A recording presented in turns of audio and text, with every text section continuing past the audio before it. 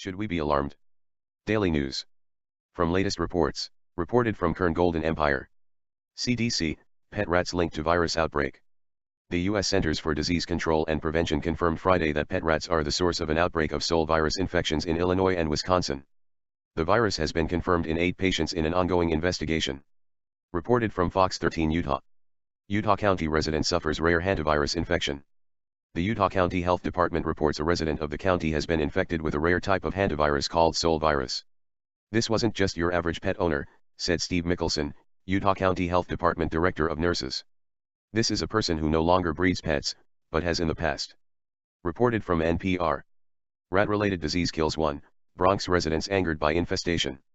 A neighborhood in the Bronx is being targeted by New York City Health Department officials after 1 person died and 2 others became severely ill from contracting a rare disease transmitted by rats. The disease is called leptospirosis and it commonly occurs through exposure to rat urine.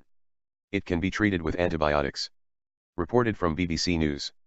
Israel-Palestinian conflict, UN warns Trump over 2-state reversal.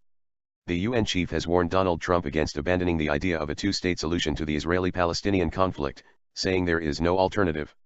Reported from the Economic Times. Russia warns US not to negotiate from position of strength ahead of military chiefs meeting.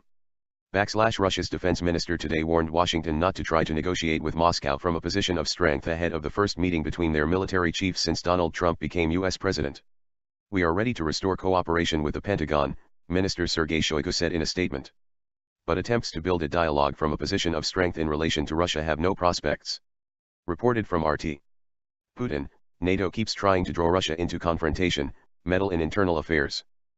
The accusations came as Putin addressed senior members of the Russian intelligence agency FSB on Thursday.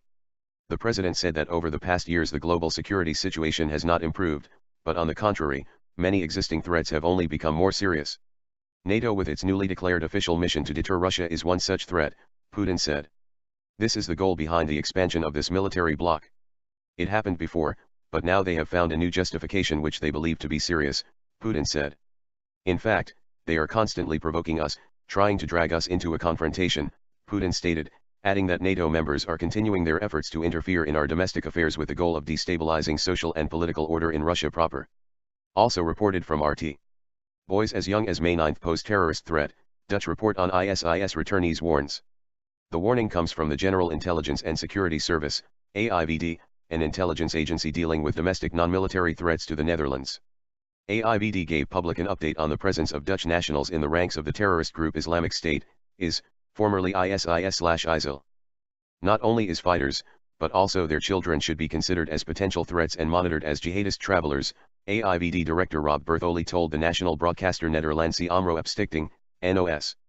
Boys can attend training camps from the age of 9, he said, adding that children of that age or even younger had likely been involved in attacks and executions. Children in the IS area have lost their innocence due to all the violence. Reported from The Hill. Dodd considers recommending ground troops for Syria.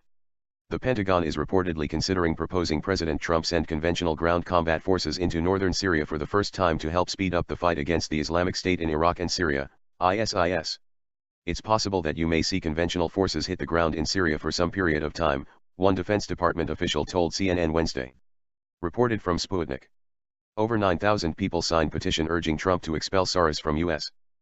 George Soros is a billionaire as well as the founder of the Open Society Foundation's philanthropic organization, which supports democracy and human rights in more than 100 countries.